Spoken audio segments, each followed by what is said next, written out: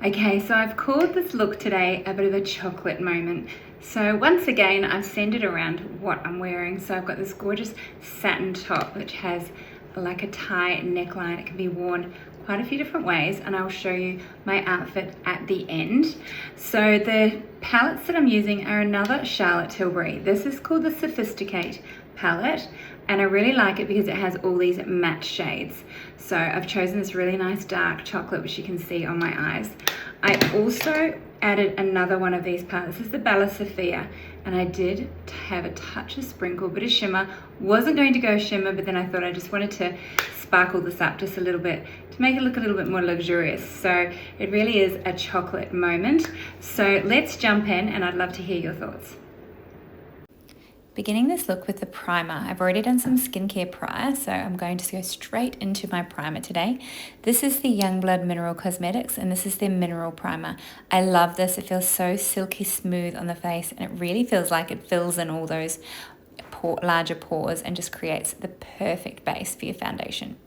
Staying with the Youngblood products, I'm using the liquid foundation. This is in the shade Golden Tan, and initially it does look a little pale for my skin because my body's a little bit tanned, but I will warm this up with a little bit more of the contouring. So I'm using one of the BK Beauty brushes in order to buff this into my skin. This is the larger, or their main foundation brush. This is the 101, so absolutely beautiful. And then I'm using the A506 for over the eyes and just more detailed and just underneath the eyes a little bit. I'm skipping right up underneath my eyes because I know we'll do a little bit of a cleanup later on. So now going in with some of the bronzer, and I had two different ones, the Lumi Bronzer from L'Oréal, and I've chosen the darker one because I really want to bronze up the skin. And this one is called, I'm just going to, Sunset Doré, so it's 130. And what I'm going to do is just use the same brush, which is the 101, and just tap that in exactly where I've placed it. So it does initially look quite dark, but once it has been tapped in, it really just gives that nice flush of warmth. It sort of warms up the foundation a little bit. I do turn the brush over so I don't get too much into my hairline, and it really does look quite seamless. I'm using that same more detailed brush, the A506, just to do the nose as well. Combing out the brows just with a clean spoolie wand just to get them up and out. And now I'm going in with my eyeshadow.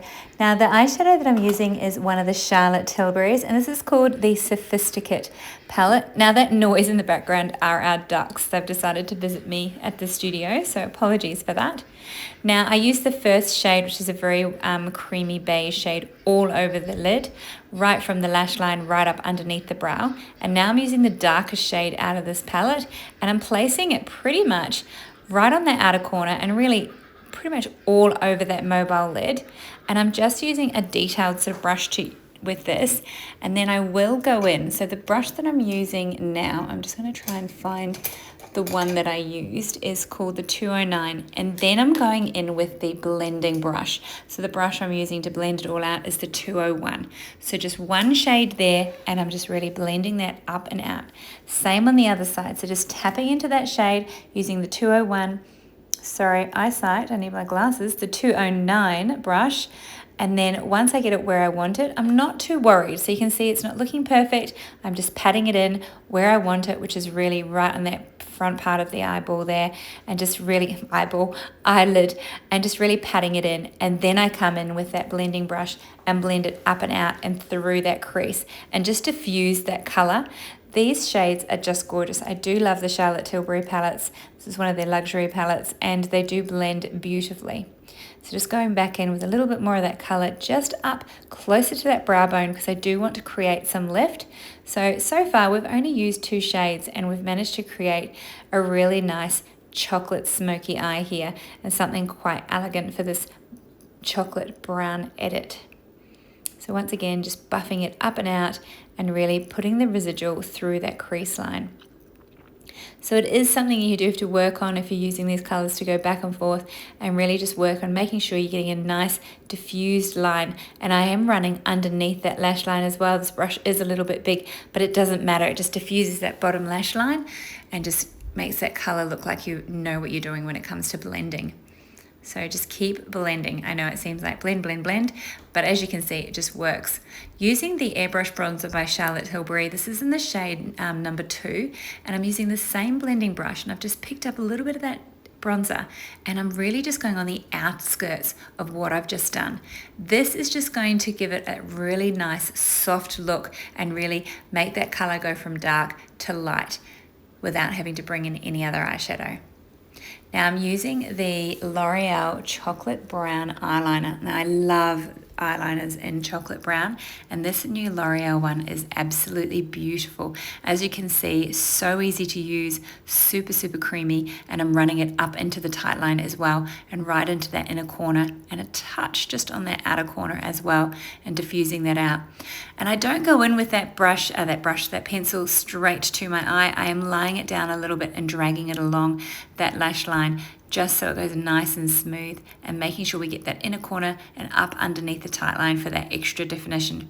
It really does make so much difference, and this chocolate brown is actually super, super pretty. Now I'm going in with another one of the Charlotte Tilbury palettes, and I thought I wanted to just turn this look up a little bit.